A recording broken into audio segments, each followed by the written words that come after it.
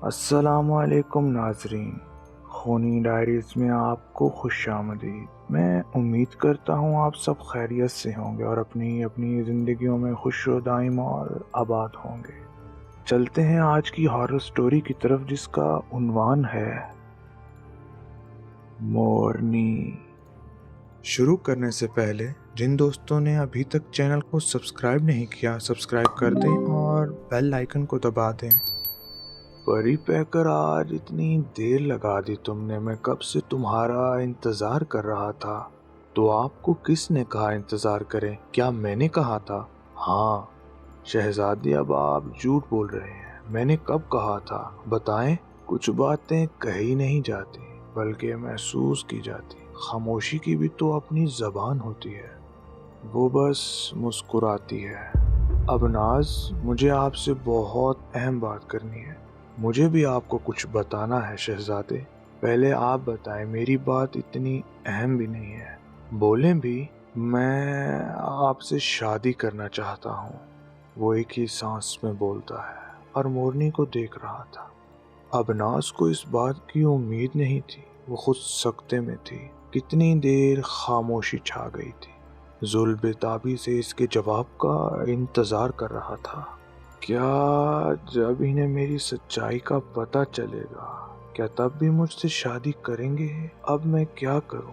ایک طرف بابا جان ہے اور دوسری طرف میری محبت۔ کالا راج جادوگر، تم نے مجھے کس مشکل میں پھنسا دیا ہے، میں کیا کروں؟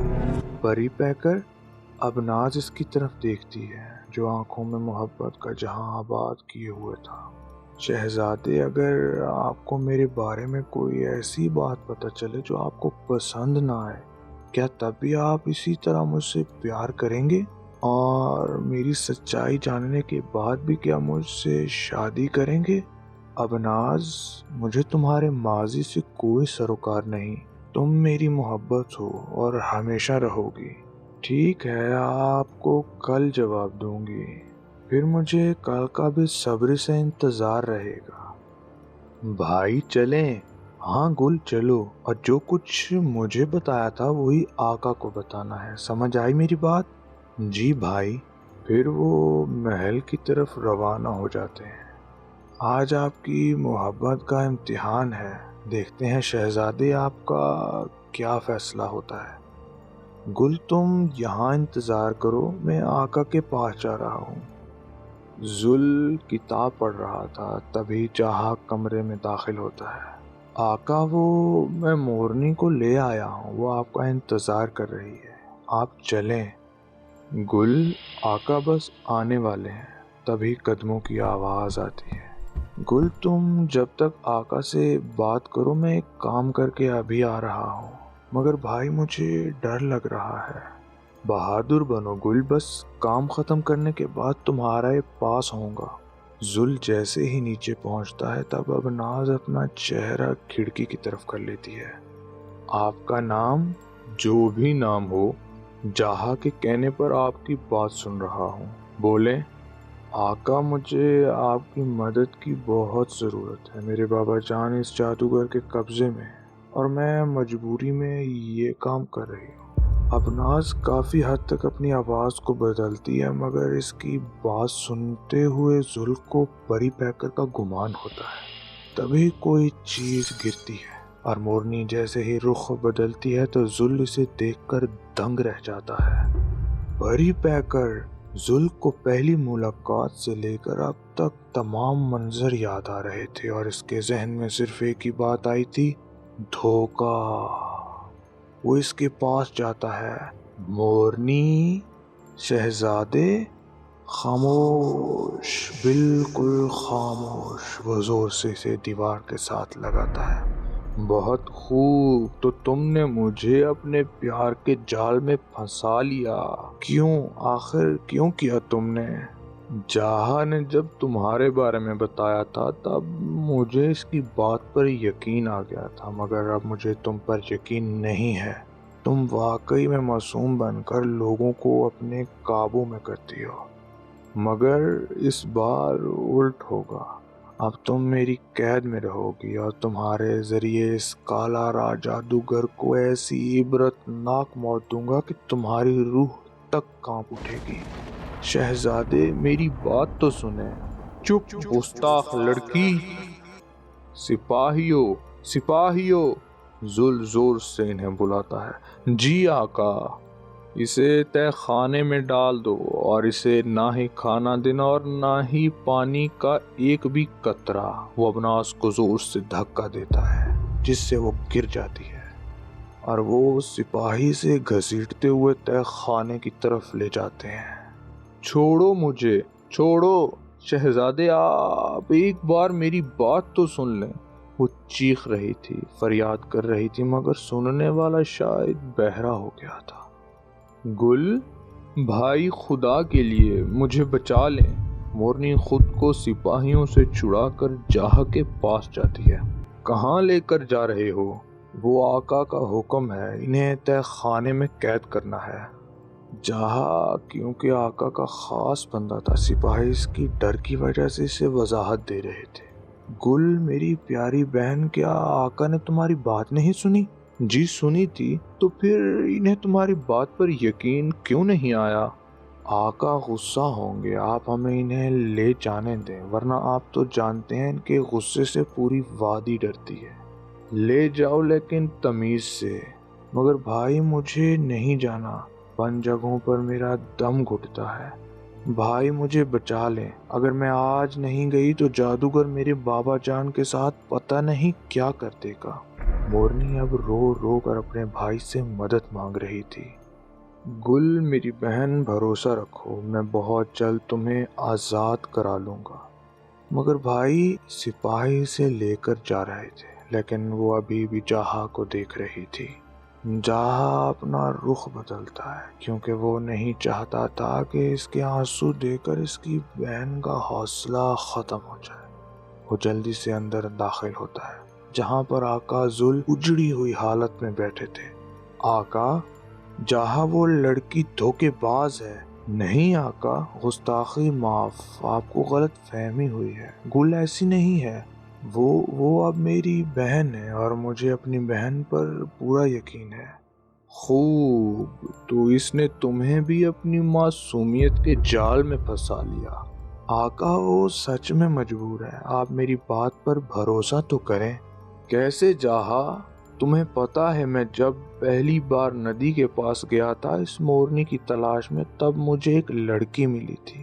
جیسے ہی میں نے اس کا چہرہ دیکھا تو مجھے اس سے عشق ہو گیا۔ میں پھر روز جاتا تھا۔ کل رات میں نے اس سے شادی کی بھی بات کی تھی۔ تم جانتے ہو وہ لڑکی کون تھی؟ ابناز یعنی مورنی تھی۔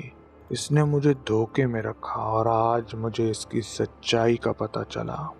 اب تم فیصلہ کرو، کیا وہ اس قابل ہے کہ اس پر رحم کیا جائے؟ آقا آپ بہتر جانتے ہیں، لیکن مجھے اتنا پتا ہے وہ مظلوم ہے، میری بہن گل کی طرح، اور مجھ سے جو کچھ بھی ہو سکا میں اسے بچانے کے لیے وہ کروں گا۔ آقا آپ تو ہمیشہ انصاف کرتے ہیں، کہیں غصے میں آپ کوئی غلط فیصلہ نہ کر بیٹھیں۔ ذل کو سوچوں میں چھوڑ کر جاہا واپس چلا جاتا ہے۔ مورنی کو جب تہ خانے میں لایا جاتا ہے تو وہاں گپ اندھیرا تھا، بس برائے نام روشنی کی لکیریں نظر آ رہی تھیں۔ بابا جان آپ غلط تھے، آقا بھی جادوگر کالا راگ کی طرح ظالم اور جابر انسان ہے۔ مجھ سے بہت بڑی غلطی ہو گئی کہ میں اس انسان سے مدد مانگنے کے لیے گئی۔ اس سے بھی بڑا گناہ تھا کہ میں نے ایسے انسان سے محبت کی جسے سچ اور جھوٹ میں فرق معلوم نہیں۔ اب کیا ہوگا، کیسے نکلوں میں یہاں سے؟ وہ اس طرح بھی حالت میں یہاں سے وہاں گھوم رہی تھی۔ بس اب میں کسی پر بھی رحم نہیں کروں گی، کالا راج جادوگر کو ایسی موت دوں گی کہ اس کی روح کانپ جائے گی۔ بابا آپ کو آزاد کروانے کے بعد ہم یہاں سے دور چلے جائیں گے، جہاں پر شہزادے کی محبت اور یادیں بھی نہ پہنچ سکیں۔ پھر مورنی غائب ہو جاتی ہے۔ ادھر آقا شروع سے لے کر اب تک ہونے والی تمام ملاقاتوں کا سوچ رہے تھے اور غور کرنے پر ان کے سامنے ایسے پہلو بھی آئے جن سے مورنی مظلوم ثابت ہو رہی تھی۔ بس پری پیکر اب وقت آ گیا ہے کہ جادوگر کو اس کے کیے کی سزا ضرور ملے گی۔ ذل جلدی سے تہہ خانے کی طرف جاتا ہے تاکہ پری پیکر سے معافی مانگ سکے، مگر آقا نے دیر کر دی۔ تہہ خانے کی دیوار پر مورنی کچھ لکھ کر چلی جاتی ہے۔ شہزادے، یہ کہنے کا حق میں شاید کھو چکی ہوں۔ آپ کی نظر میں غدار تھی، مگر میرا خدا گواہ ہے میں صرف اور صرف مجبور تھی، کیونکہ اپنی ماں کو کھونے کے بعد مجھ میں اپنے بابا جان کو کھونے کا حوصلہ نہیں تھا۔ ہاں، میں نے اس جادوگر کا ساتھ دیا اور اس وادی کے معصوم لوگوں کے ساتھ ظلم کیا، مگر شہزادے معاف کیجیے گا آقا۔ آپ بتائیں، آپ میری جگہ ہوتے تو کیا کرتے؟ کیا آپ اپنے والد کو بچانے کی کوشش نہیں کرتے ہیں؟ اگر 1 سال تک آپ کو اپنے والد سے دور رکھا جاتا تو کیا آپ نہیں تڑپتے؟ رہی بات آپ کی محبت کی اور آپ سے شادی کی تو آقا گستاخی معاف۔ میں ایسے شخص سے شادی ہرگز نہیں کر سکتی جسے سچ اور جھوٹ کا پتہ ہی نہ چلے۔ میں کالارا جادوگر کے پاس جا رہی ہوں اور اس کو ختم میں خود کروں گی۔ مجھے اپنی طاقت کا اندازہ ہو گیا ہے اور اب مجھے کسی کی بھی ضرورت نہیں ہے۔ مجھے ڈھونڈنے کی کوشش مت کیجیے گا، میں جانتی ہوں کالارا جادوگر کے ساتھ مقابلہ سخت ہے، شاید میری جان بھی چلی جائے۔ تو مرنے سے پہلے میری آخری خواہش ہے، آپ جہاں بھائی سے کہیے گا وہ میرے بابا جان کا خیال رکھے، اور ان سے کہیے گا میں نے گل کی موت کا بدلہ لے لیا ہے۔ نہیں نہیں پری پیکر، تم ایسا نہیں کر سکتی، مجھے معافی مانگنے کا موقع تو دیتی۔ ذل بہت رو رہا تھا، مگر شاید وہ معافی مانگنے کا حق کھو چکا تھا۔ سپاہیوں، ہم ابھی اور اسی وقت جادوگر کے ٹھکانے پر حملہ کریں گے، جہاں کو اطلاع کر دو۔ ذل باقی سپاہیوں کے ساتھ جادوگر کے ٹھکانے کی طرف روانہ ہو جاتا ہے۔ مورنی کالارا جادوگر سے اکیلا مقابلہ کر رہی تھی اور آج اس کے سارے وار صحیح جا رہے تھے۔ کالارا اس کی طاقت دیکھ کر دنگ رہ گیا تھا، جو بھی جوابی وار کرتا وہ اس کی طرف پلٹ آتے۔ وہ بے انتہا زخمی ہو گیا تھا۔ کاش میں پہلے ہی تمہارا خاتمہ کر دیتی تو آج میرے ساتھ ایسا نہ ہوتا۔ تم اسی قابل تھی۔ کالارا جادوگر اس پر حملہ کرتا ہے اور سر پر چوٹ لگنے کی وجہ سے وہ نیچے گرتی ہے۔ ابھی وہ اس پر اور وار کرتا، کوئی پیچھے سے حملہ کرتا ہے۔ آج نہیں، تمہیں میں اپنی بہن کے ساتھ ایسا نہیں کرنے دوں گا۔ گل میری بہن، بھائی آپ یہاں کیوں آئے؟ اگر آپ کو کچھ ہو گیا تو بابا جان کا کون خیال رکھے گا؟ میں تمہیں اکیلا کیسے چھوڑ سکتا ہوں؟ تبھی تالیاں بجنے کی آواز آتی ہے۔ واہ، کیا پیارے بہن بھائی ہے، آج تو مزہ آ جائے گا۔ جہاں تمہیں بھی تمہاری بہن گل کی طرف بھیج دیتا ہوں۔ وہ اپنے جادو سے اس پر وار کرتا ہے، مگر اس کی انگوٹھی کی وجہ سے اس کے جادو کا اثر زیادہ نہیں ہوتا۔ اور تم مورنی، وہ اس کے بالوں سے پکڑ کر کھینچتا ہے۔ تم میری پالتو تھی، تمہاری جرأت بھی کیسے ہوئی مجھے دھوکہ دینے کی؟ مورنی درد سے چیخ رہی تھی، تبھی چاہا جادوگر کے سر پر وار کرتا ہے۔ مورنی کی بہت بری حالت تھی، مگر اس وقت اسے بس جادوگر کو مارنا ہی تھا۔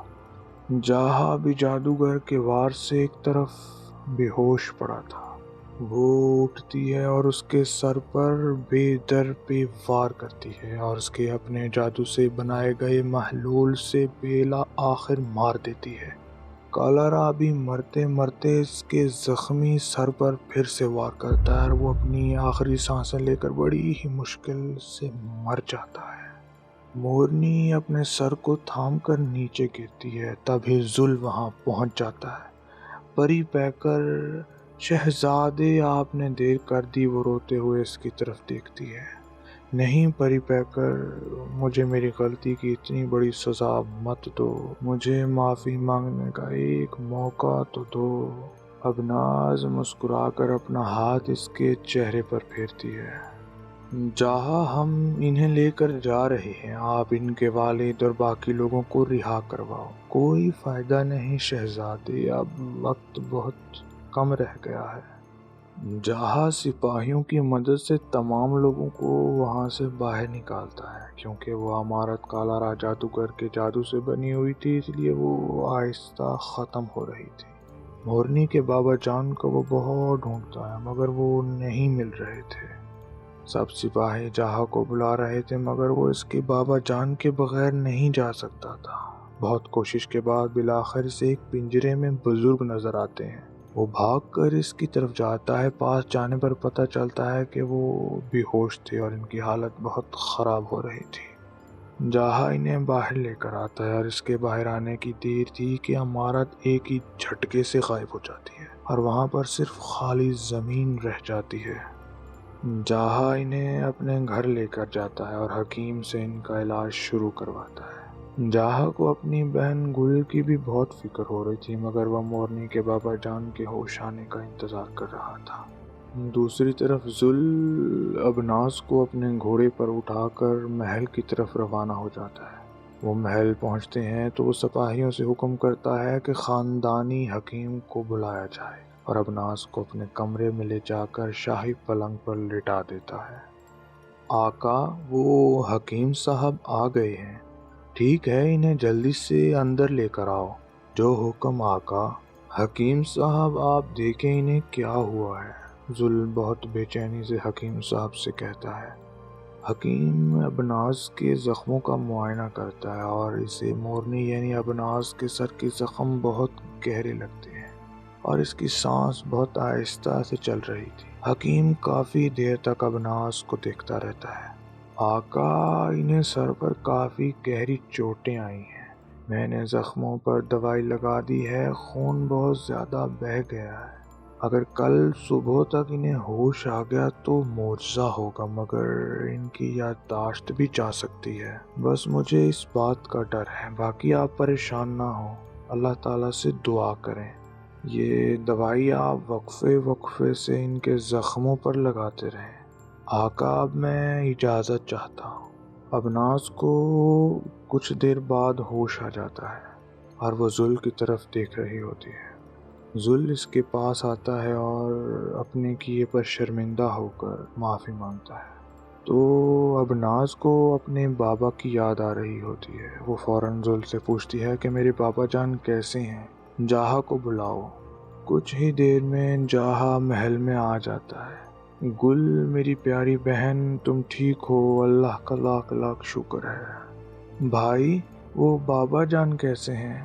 گل، پریشان مت ہو، تمہارے بابا جان بالکل ٹھیک ہیں اور میرے گھر پر ہیں۔